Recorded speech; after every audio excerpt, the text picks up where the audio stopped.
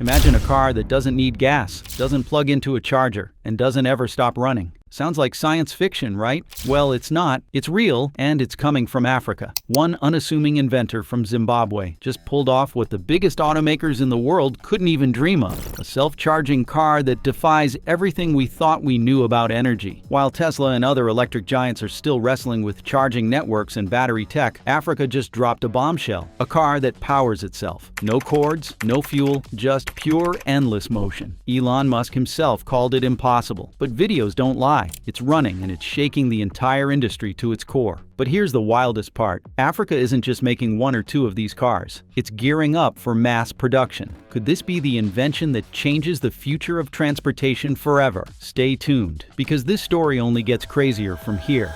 What's happening? While America is worried about semiconductor shortages, Africa quietly built an automotive empire, as headlines in the West fixated on supply chain disruptions and the latest Tesla models. An unexpected powerhouse was taking shape. Africa, often portrayed as an emerging market for imported cars, was transforming into a manufacturing hub of its own. This wasn't just about assembling foreign brands. Africa was designing and building its own vehicles, tailored to local conditions and demands. The shift was not driven by luxury or cutting-edge technology, but by necessity and innovation born from practical challenges. Take Morocco, for instance. In just 1 year, Morocco exported 400,000 vehicles, making it the continent's largest car exporter. South Africa's automotive sector also saw unprecedented growth, employing over 100,000 people and contributing significantly to the national economy. Meanwhile, Nigeria, known more for its oil industry than its car manufacturing, saw the rise of brands like Inasson Motors and Cancom Cars. These companies were not just assembling knockdown kits from global giants. They were building durable, reliable cars from the ground up, with designs tailored to withstand Africa's unique challenges. The Western world remained largely oblivious to this industrial awakening. News outlets and analysts remained focused on Tesla's Cybertruck delays and union strikes in the United States, missing the quiet automotive revolution happening across the African continent. It wasn't just a manufacturing boom, it was a strategic shift. Instead of relying on Western supply chains, Africa was integrating local resources. Steel from Kenya, tires from Egypt, and upholstery from Nigeria were being incorporated into the production process. This regional collaboration not only reduced costs, but also fostered a sense of economic unity among participating countries. What made Africa's approach distinct was its focus on practicality over luxury. While Tesla was busy crafting sleek designs and installing autonomous driving features, African manufacturers prioritized robustness and longevity. The goal was not to create high-tech marvels, but reliable machines that could survive unpaved roads and unpredictable weather. This grounded approach resonated with local buyers, who valued functionality over futuristic aesthetics. Africa wasn't just building cars, it was building a new automotive future.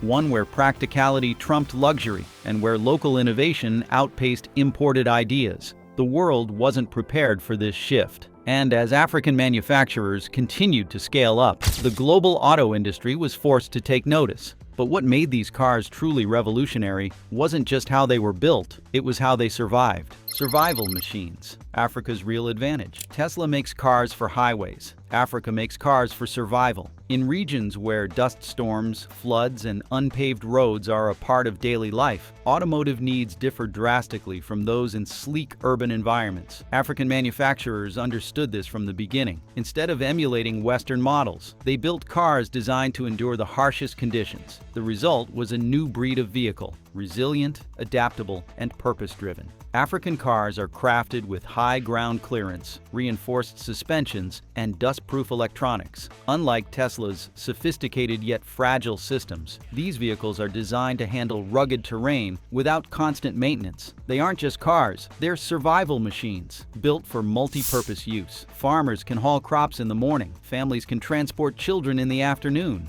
and community leaders can traverse difficult terrain to reach remote villages. In many regions, these cars are lifelines, often the only means of reaching markets, schools, or hospitals. Tesla's electric cars, while technologically advanced, struggle in such environments. Charging infrastructure is sparse, and even where it exists, power reliability is a significant issue. Imagine trying to charge a Tesla Model Y in a village without consistent electricity. Impractical at best, impossible at worst. In contrast, African cars, built to be manually repaired, offer a practicality that luxury EVs simply cannot match. Africa didn't just build cars, they built machines to thrive where tech giants failed. This new wave of innovation was not just reshaping the local auto market, it was challenging the very concept of what a car should be. The real game changer wasn't how they were built, it's how China saw an opportunity to gain a strategic advantage. If you're intrigued by how this breakthrough is shaking up the automotive world and want more well-researched stories like this, make sure to hit that like button and subscribe. China's strategic gamble. Where the West sees a threat, China sees an opportunity. While American automakers hesitated and European companies remained skeptical, China moved swiftly. Recognizing the potential of Africa's self-charging car, Chinese investors began making quiet but decisive moves. They did not waste time debating the science. Instead, they focused on forming partnerships, funding research, and laying the groundwork for collaboration. China's pragmatic approach was simple. Even if the technology seemed improbable, the payoff of being involved early was too great to ignore. Chinese firms started by forming joint ventures with African automotive startups. In Kenya, engineers from a prominent Chinese tech company began collaborating with local innovators to develop low-cost radio frequency converters. In Uganda, another team focused on refining the self-charging system for buses, aiming to make public transportation as independent as possible. From Ethiopia to Nigeria, partnerships blossomed, with China providing not just funding, but technical expertise. One of China's greatest strengths has always been its ability to industrialize rapidly and efficiently. While Western companies debated the legitimacy of the self-charging concept, Chinese manufacturers prepared to scale production. They saw potential not only for the African market, but also for exporting these vehicles to developing countries where charging infrastructure was non-existent. For China, this was not just about cars. It was about capturing an emerging segment of the automotive industry before anyone else could. Elon Musk watched with growing concern as China invested deeper. Tesla's second-largest market was China, and any collaboration between African and Chinese manufacturers posed a significant threat. If China could leverage this technology and produce affordable, self-sustaining vehicles, Tesla's position in Asia could be weakened considerably. Furthermore, China's willingness to innovate without requiring immediate proof of concept meant they could be ahead of Tesla if the technology proved viable. Strategically, China's involvement also had geopolitical implications. By aligning with African innovators, China positioned itself as a technological partner rather than a competitor. This narrative resonated well, as many African nations had grown wary of Western companies imposing strict standards and IP control. Instead of demanding ownership, China offered collaboration. For Musk, it was not just a technological race, it was also a battle for influence. Chinese automakers like BYD and Geely, which had already made significant inroads into electric vehicle production, now looked poised to incorporate self-charging technology. If successful, they could undercut Tesla's pricing and marketing strategy. Musk's vision of Tesla as the definitive leader of the electric car revolution was being challenged not just technologically, but strategically. China's willingness to take risks, even when the science was not fully validated, posed an existential threat. And as China moved forward, the global electric vehicle market itself began to feel the impact, disrupting the EV market. When one invention threatens an entire industry, chaos is inevitable. The introduction of Africa's self-charging car sent shockwaves through the electric vehicle market. Automakers who had invested billions in battery technology suddenly faced the possibility that their investments could become obsolete. The very premise of electric vehicles, recharging at stations or plugging in at home, was under threat. If cars could charge themselves, then why bother with an expansive charging network? Global automakers scrambled to reassess their strategies. Volkswagen, which had committed to a fully electric lineup by the next decade, began internally discussing how to pivot if self-charging technology proved viable.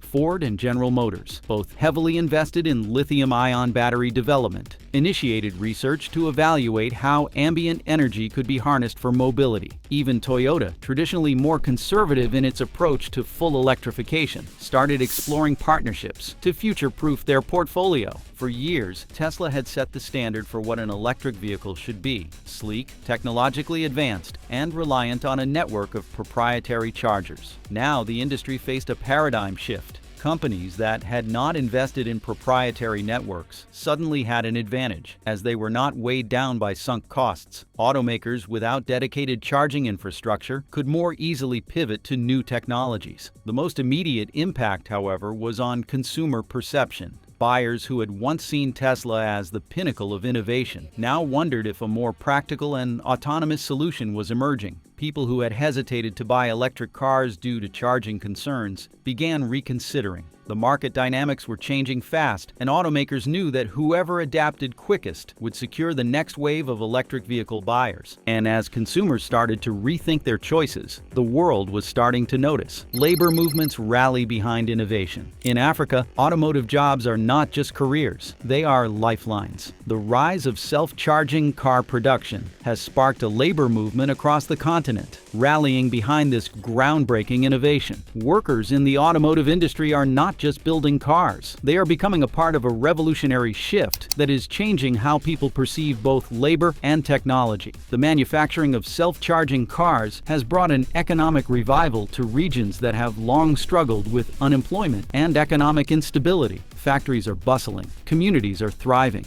and the workers themselves feel a renewed sense of purpose. In South Africa alone, the automotive sector directly employs more than 100,000 people. These jobs are more than just a source of income. They are a means of social stability and upward mobility. Families that once struggled to make ends meet now see a path toward a more secure future. The self-charging car is not just a product. It represents an opportunity for communities to build wealth and sustain local economies. Workers in factories across Zimbabwe, Nigeria, and South Africa take pride in knowing they are part of something bigger than themselves, an innovation that could redefine the automotive landscape. One of the most striking aspects of this labor movement is its emphasis on human-centric production. Unlike Tesla's automation-heavy factories, African car plants prioritize skilled manual labor. Workers are trained not just to assemble parts, but to understand the principles behind the technology. This hands-on approach fosters a deeper connection between the workers and the final product. They are not just laborers on an assembly line. They are innovators and engineers in their own right.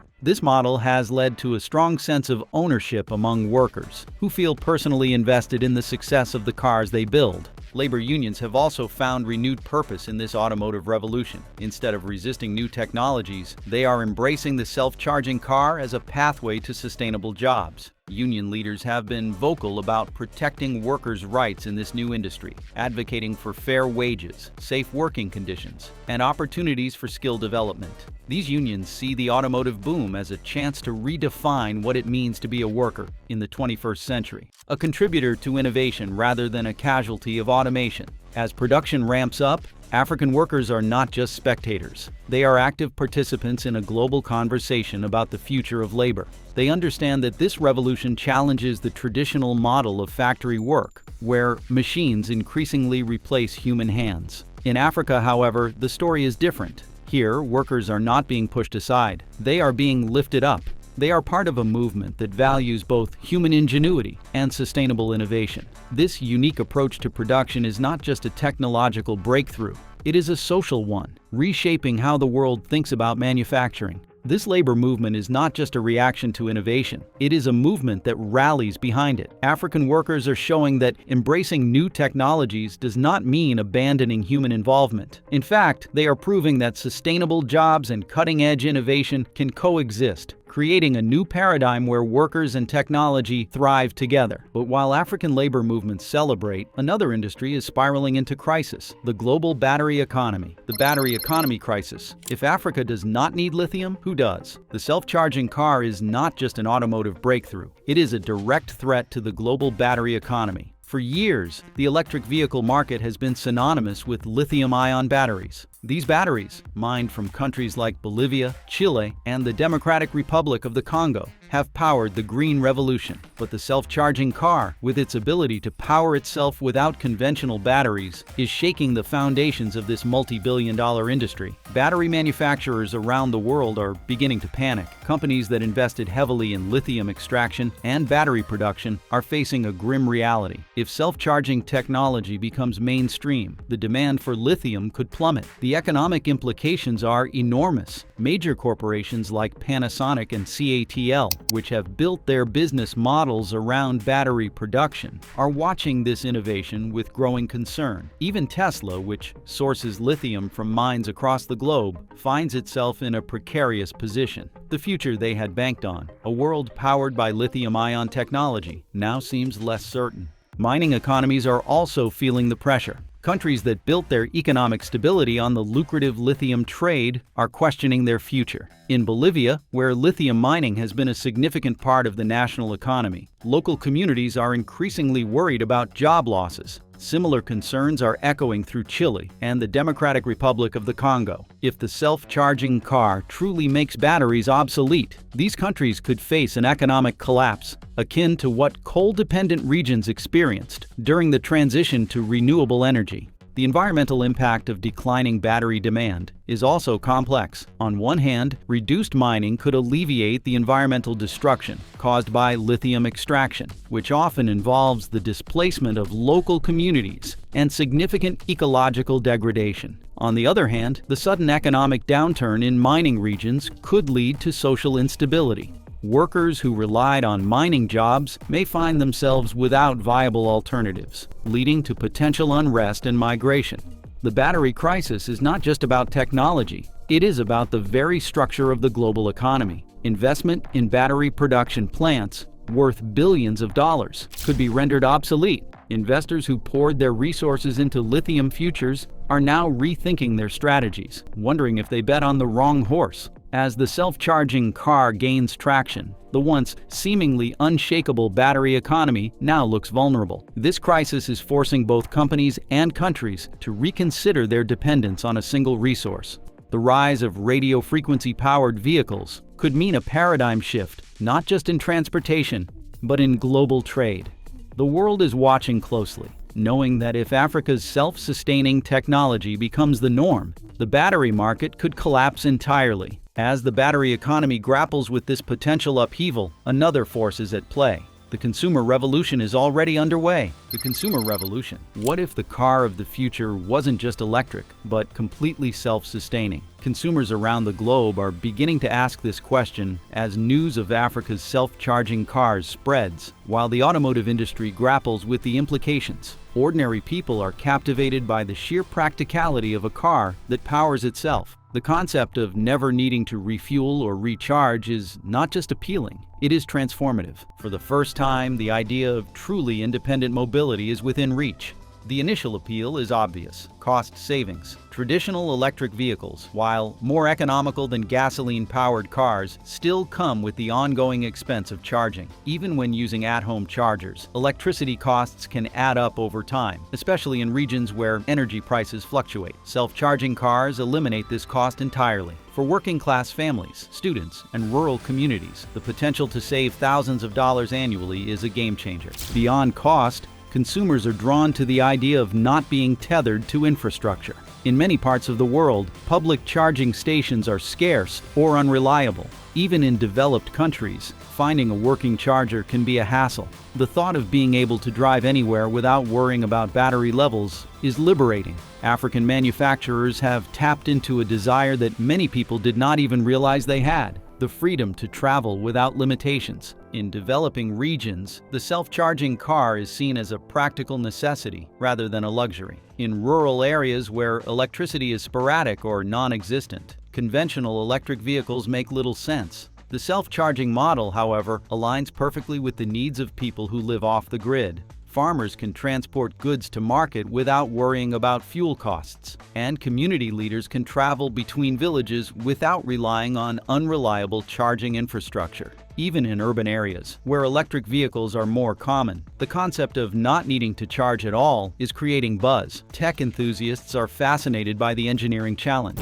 while everyday drivers appreciate the practical benefits. Social media is ablaze with discussions, and automotive forums are filled with debates about whether the self-charging car will replace traditional EVs. Some early adopters are already expressing interest in importing African models, eager to test the concept for themselves. The rise of this technology is also influencing consumer expectations. No longer are people satisfied with long charging times or limited battery life. Automakers are feeling the pressure to innovate, knowing that once consumers taste true energy independence, they may never go back. Tesla's loyal customer base, once unwavering, is showing signs of curiosity. Musk's dismissive stance on the technology has not deterred them from asking the big question: if it works, why not embrace it? And as consumers worldwide demand change, the industry itself must decide whether to adapt or be left behind. Tesla's desperate countermove. Elon Musk is not one to back down from a challenge, but the self-charging car from Africa is unlike anything Tesla has faced before. As reports of Maxwell Chikumbutso's invention reached Silicon Valley, Musk and his team were thrown into crisis mode. Tesla, which had spent billions of dollars perfecting electric vehicle technology and building a vast network of charging stations, suddenly faced an existential threat. The idea of a car that never needs charging is not just disruptive, it is catastrophic for Tesla's business model. Musk knew that if the African self-charging car gained mainstream acceptance, Tesla's competitive edge would evaporate overnight. The initial reaction from Tesla was one of outright dismissal. Musk publicly criticized the concept on social media, calling it scientifically impossible and cautioning his followers against falling for what he labeled as pseudoscience. However, as more reports emerged and videos of the self-charging car in action spread across the internet,